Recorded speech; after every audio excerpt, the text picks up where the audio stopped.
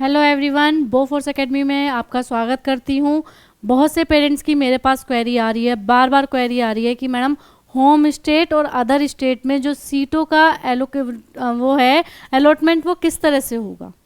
Seat allotment किस तरह से होते हैं होम स्टेट के अंदर और आपकी अदर स्टेट के अंदर।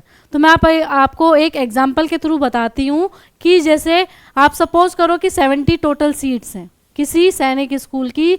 टोटल सीट कितनी है? 70 है। तो इसका डिस्ट्रीब्यूशन किस तरह से होगा, देखिए सबसे पहले यहाँ पे आपको कैटेगरी दिखाई दे रही है, फिर उसकी सीट्स हैं। ये किसके लिए है? आपके होम स्टेट के लिए, होम स्टेट, और ये है आपकी अदर स्टेट के लिए।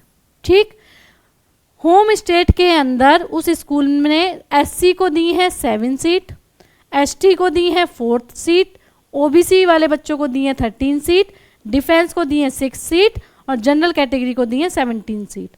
टोटल हो गई होम स्टेट के अंदर 47 सीट।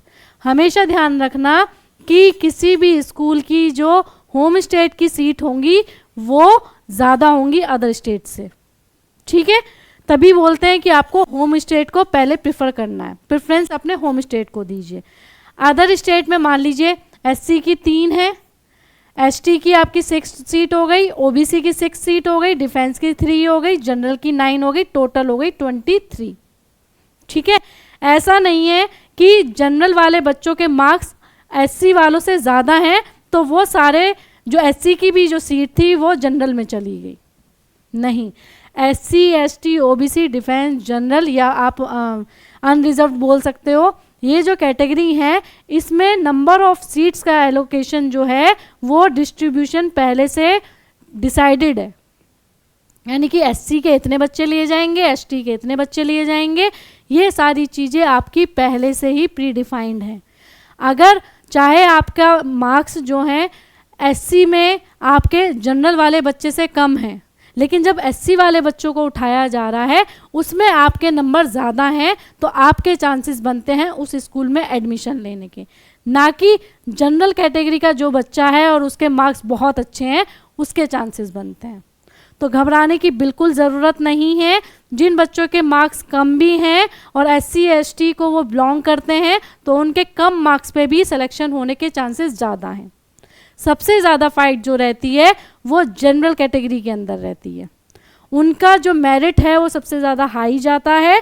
और जनरल कैटेगरी के सबसे ज़्यादा बच्चे बिहार और यूपी से आते हैं, ज़्यादातर बच्चे और भी स्टेट से आते हैं, मैं ऐसा नहीं बोलती कि नहीं आते, लेकिन जनरल कैटेगरी के बच्चे यूपी बिहार के सबसे ज़्यादा होते हैं और उन्हीं के बीच में फ़ाइट बहुत ज़्यादा होती है और वो मेरिट को बिल्कुल हाई कर देते हैं। वो अदर स्टेट की मेरिट को भी हाई कर देते हैं और अपनी स्टेट की तो मेरिट उनकी हाई होती ही है। तो एससी एसटी वाले बच्चों को जिनका मार्क्स कम भी हैं उन्हें परेशान होने की ज़रूरत नहीं है। उनका कंपटीशन सिर्फ एससी का एससी वाले बच्चों के साथ, एसटी का एसटी वाले बच्चों के साथ, ओबीसी का ओबीसी वालों बच्चों के साथ, एक दूसरे की कैटेगरी में कोई मिसमैच नहीं होगा। इसीलिए बोलते हैं कि यहाँ पर किसका एडमिशन हो सकता है किसका नहीं हो सकता है ये डिपेंड करता है जब ई काउंसलिंग के राउंड्स होते हैं और मेरिट लिस्ट बनती है। ठीक है, तो घबराने की बिल्कुल ज़रूरत नहीं है। आपका डिस्ट्रीब्यूशन किस तरह से होता है, टोटल देखिए 47 और 23 को मैं प्लस करती हूँ तो कितना आता है? 70 आता है। इस तरह से टोटल उस स्कूल की 70 सीट्स फिल होंगी। ठीक है, आज के लिए इतना ही। जय हिंद, जय भारत।